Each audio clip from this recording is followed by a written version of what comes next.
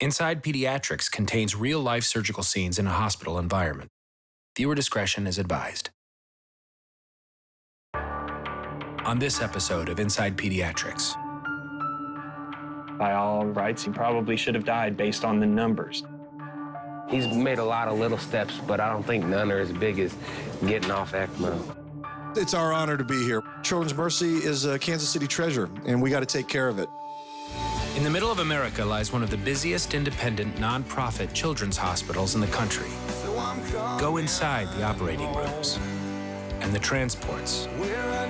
Go inside each family's journey, each patient's story.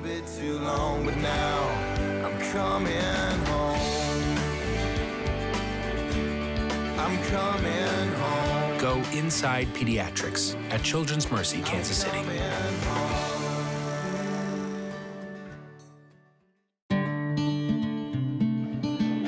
Today is the kickoff for Big Slick, the annual benefit featuring 5 Hollywood stars who all happen to be Kansas City area natives. Morning, hi. It's an opportunity to come home with some Hollywood friends to support the hospital and share a smile with the patients.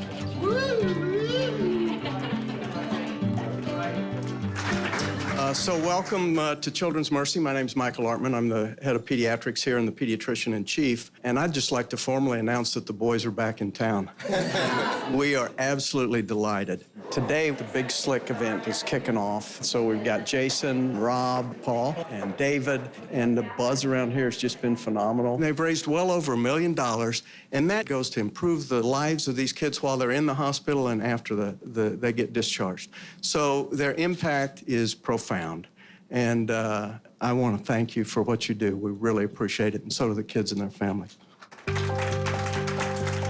This is such an amazing event for us. I think that we kind of walk away from this weekend more impacted than anybody else. So, one of the things I know that we have always had to deal with living either in New York or Los Angeles, meeting people, and our whole lives, they say, where are you from? We say, Kansas. After the inevitable Wizard of Oz joke. Always. I never get that. You know, it's our home. We love this city, so it's nice to be able to kind of show it off to people. It's our honor to be here. We love Kansas City. We love our hometown, and I've always thought that Children's Mercy is a Kansas City treasure, and we got to take care of it. Oh, you got it. I knew you could do it. What do you think? What's going on? Oh, this. That's a microphone. Feel it. What's your favorite car? It feels like a cat. Yeah, comb it. Yeah, exactly. There you go. Do you have another one? All right. Okay, so we just brush it out. Yeah, so that's what you do. It's got a little gray in it. It's an older microphone. For children at Children's Mercy, Big Slick brings laughter and the chance to get a photo with a favorite Hollywood star.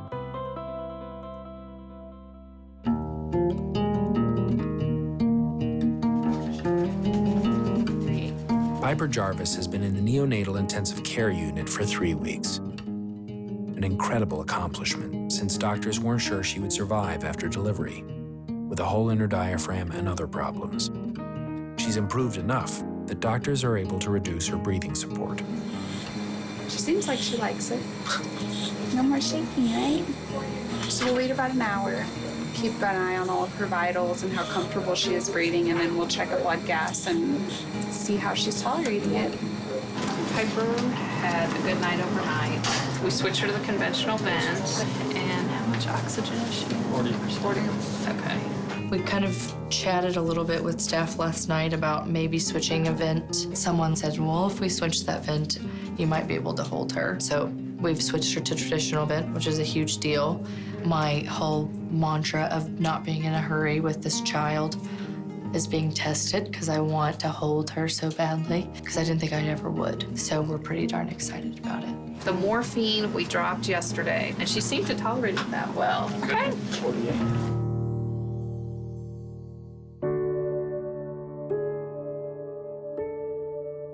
Where you going? It hurts my feet. I'm sorry.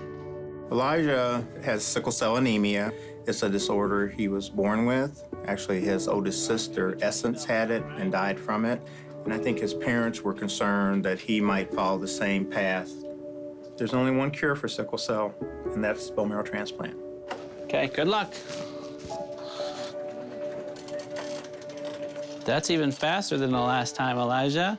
Elijah's brother was tested to see if they had the same bone marrow, and they were a match, 10 for 10. Come on. Quick, quick, quicker. Look out for the wall. Ah, crash. The bone marrow transplant cured Elijah's sickle cell anemia. But even with a perfectly matched transplant, there are risks of rejection. And Elijah's body began to fight back. He spent most of the last 2 years in the hospital. The role I play now is trying to deal with some of the consequences of transplant. He's had a particularly difficult course with one problem in particular. We call it GVHD, or graft versus host disease. Graft versus host disease is an unpredictable and potentially life-threatening complication in which the transplanted cells begin to attack Elijah's body. When they first told me he had graft versus host, it didn't really register with me what it was, what was happening. We did this thing so I could help him, and now he's actually living in the hospital. I was like, what could I have done better to make sure this didn't happen? But, you know, I spoke with some of the doctors, and they all told me if it happened with you, it was going to happen with anybody. It's not your fault. Hey, buddy, do you like your new tube? Is it making your tummy any better? It's been hard trying to juggle our jobs and our home life. I think we just thought that the bone marrow transplant process, wasn't going to be as rough as it has been. So, where are you guys with things right now? I'm gonna take a peek at your tummy. Well, the bag has been draining consistently Really? every day. Is that tickling or hurting? Hurting. His labs are very stable. I don't see a lot of change going on, good or bad. It is what it is. Prognosis for patients with this level of graft versus host disease has been really, really poor. He has beaten those odds so far. By all rights, he probably should have died based on the numbers. And for some reason, his brother's immune system in him right now is protecting him from major infections. I don't know how long that'll last, but it's gone a lot longer than we thought it would.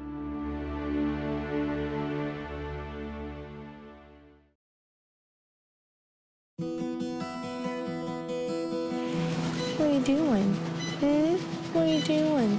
Since post-op, she's letting them wean some sedation even more. We're excited to sit there and be still with her. She's doing good. The blue tube is gone and there's an orange one now.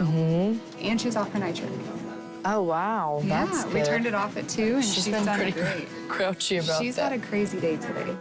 Because Piper is doing so well, her parents are finally able to hold her for the first time. What do I do?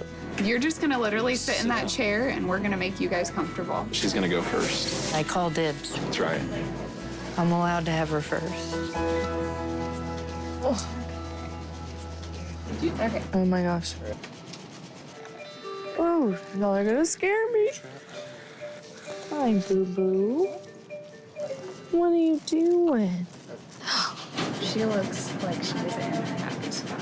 Oh, we're so snuggly. Hi. Is that Daddy?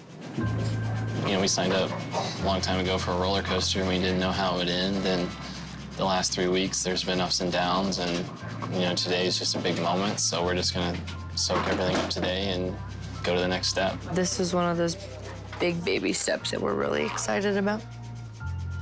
It's a very surreal moment. Hi, Sissy. You're doing good.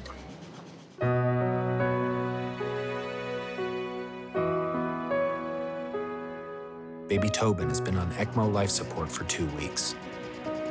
Doctors tried to get him off the machine several times, but he wasn't strong enough to survive without it. What's he doing? Is he moving everywhere? Oh, look at them beautiful eyes. He said it's the day, Mommy. This podcast is where we're happy with. We might be able to do it. All right. Okay. Anytime we think that we have a baby that's improved enough that we can challenge them being off ECMO support, it is always a team discussion. And the decision was then made that Tobin was ready for it. So they said that we are going to come off today? He's made a lot of little steps, but I don't think none are as big as getting off ECMO. Probably one of the best feelings since we've had this, They're doing stitches now. I see him tying rope. It's always good. There's the baby boy. No problem. No problem? Yeah. All right. All the cannulas came out without any bleeding, so Now we just gotta continue to get better. Okay. Thank you.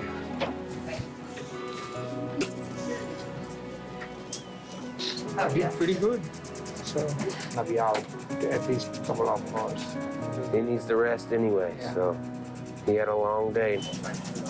That's my boy.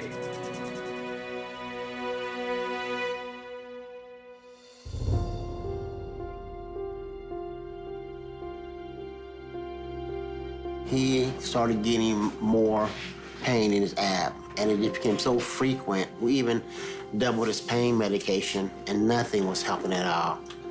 And so they noticed that he had formed like a tennis ball-sized blood clot in his stomach. The blood clot had broken through his incisions, and then they said, hey, we got to go in and do surgery. He's one of my most challenging patients. This graft versus host is really attacking his body. And so we took him to the operating room. It was about an 8-hour operation. He's pretty high risk. I've operated on him several times, and he tends to throw me a lot of curveballs during the operation. All his intestine was scarred. And so what I did was took out all that intestine. It's going to be a challenge to keep that open, and that was my goal. And I met with the family, and I said I felt like I failed Elijah. And both parents said, you didn't fail him. From what you did in April till now, you've actually given him a good quality of life. I've talked to a lot of people, some of my colleagues, and say there's probably not much more you can do.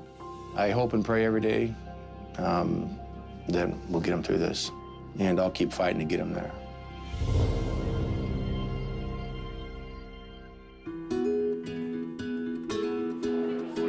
After the Big Slick press conference, celebrities get a chance to spend time with the real stars of the hospital, the kids.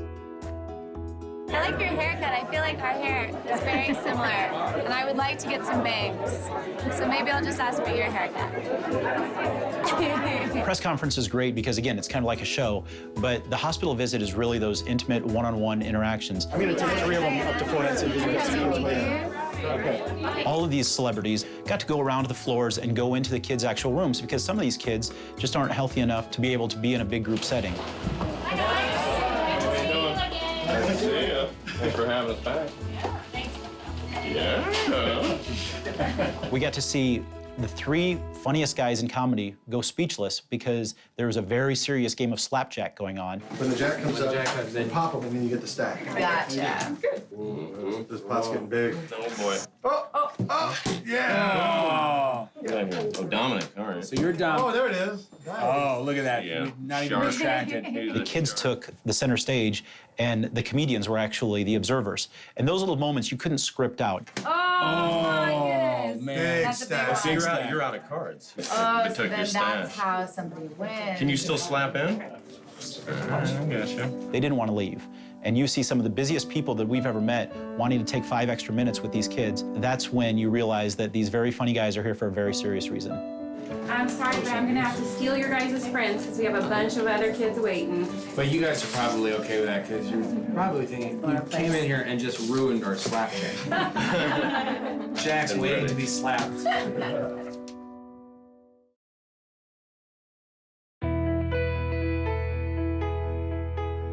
Hi guys, this is Sophie. She was just gonna say hi while you guys are on your way in. How are you? You guys met her last year. Yeah, sure. Yeah. Great to see you. Your hair looks very nice. Thank you. Yeah. It's very Hathaway from Les Mis. Our release for taking her mind off things and stuff is watching movies. Literally, Anchorman, that's her favorite movie of all time. So to get to meet them and to know that they're thinking about her, words can't really describe what that means to us. Last year when she was here, you guys met with her. Didn't I do that shot of you? I remember taking your picture. You mean like this? I thought it was amazing. They actually remember me from last year. It was just so cool. Sophia, is it a PH or an F? Classic. And they are just regular guys who take time out from their busy schedule every year to come here and raise money for these kids. Oh, come on. Oh, great, yeah, let's do it. Here you go, Paul. Oh, this was wrong. Oh, yeah. Sorry, you have a doctor that needs to watch her. Okay, Oh my God, sorry. Oh, no, gosh, you're kidding me. I tell the nurses and doctors thank you every day. And they say it's their job. But they saved my daughter's life. Without them, she would not be here. Yeah, we don't want to stop the doctors. Let the doctors go. Excuse me, doctor. We're taking a We're picture. Nice seeing you again. Nice to see you again. Tobin has had some hurdles, managed to fix the defect, but just didn't quite have enough pulmonary physiology to maintain, and eventually had to go on ECMO. Good morning. Hello. How's Tobin doing? He's good. I'm glad. Yeah. I know he's had a rough course. Surgery, ECMO, unfortunately. And now we're on the ventilator, but your settings are pretty low. And there's hope that we can get Tobin extubated today or tomorrow. You know, there's boxes you have to check before you can go home. And Tobin's getting there. He looks awesome. Definitely in a better place. I'm hoping just a few more weeks and then we can go home on oxygen, so that's exciting. So are you ready? Is the house ready? Been ready. Yeah? You're about 70 days ready, yeah? Right. Congratulations. Thank you, thank you. We thought Piper wasn't gonna make it out of the delivery room, so she's been amazing. Tolerated surgery, was able to get off the high-frequency ventilator to a regular ventilator, and now is on nasal cannula. So I just wanted to sort of see where we are. Now it seems like you're getting close to getting out of the hospital. Yep. She's over 5 kilos, so she's growing. Yes. She'll go home on only one medication, that'd be Lasix. So she can breathe more easily. So it looks like the path is clear, and the end might even be in sight. But I think your time here is now measured best in days and not months. It's been 10 weeks. Going home is sooner than people think. To be honest, from the moment we found out we were pregnant, I had not felt like myself because of being physically and emotionally just tense and scared to death. I feel more like myself now than I have in like the past year. So we're doing good.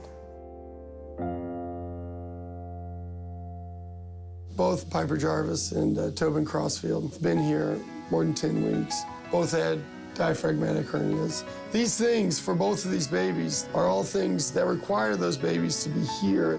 There's not another center in the metro area that can offer what these babies need in order to survive.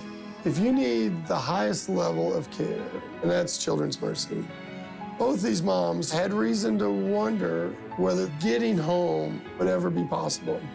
And in 2 weeks to 4 weeks, I think both of them will be home. And then they can start doing things with their baby that they had imagined when they got pregnant. Though we're always here if something comes up.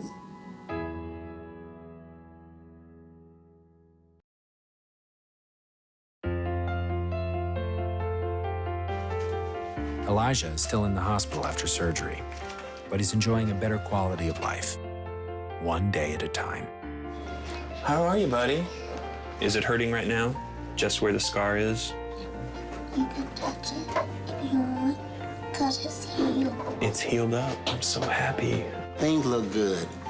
They look good in the past, but they look a lot better now. You know, he's not in pain constantly. He's able to eat a little bit. Can you show us your muscles today? Come on, do it. Yeah. Awesome, big five, man. Do it. Oh. You know, he's a child, and for so long, you know, he's had to discipline himself. You know, a child shouldn't have to do that. And I think now that things are returning, it just makes it so much better, and it's just so important for him just to experience his childhood, just like everybody else. We certainly are in a better place today than we were just a week ago, but we fully recognize we could be in a very bad situation. He could be in a very bad situation really quickly. You know, I'm still pretty shocked that we've not had infectious problems. Yes. I think that's one of the most amazing things about this, so let's keep doing what we're doing, hanging in there. We are hopeful, and there is still that hope of putting a bow on this. We do hope for that ultimate back to eating, back to doing everything he wants to do, and we're just trying to help make that happen. Ah, good job. Give me 5. Double 5. Yeah. Caring for children and their families with the highest level of care is part of Children's Mercy's mission. They are committed to improving the future of pediatric medicine. I met a young girl named Emily the other day. Emily is 17 years old. Like me, Emily has juvenile glaucoma. Unlike me, Emily has her eyesight. Emily has her sight because of the progress we've achieved in medical research, in innovation, and in a kind of devotion to service to those kids of ours who deserve the very best because, unlike the adults who are in the hospital, they're at the first of their life, not the last of their life. Children's Mercy is the crown jewel of this region. It's the crown jewel because I think in our community, children are the conscience. I think the way we regard our children sends a signal to the way we regard ourselves. And so the pride we take in our children and the care we express for them comes from the character of Kansas City. For us, we have stood for so much for so long. And we owe it to our patients and our communities never to fall for anything but integrity and service and excellence.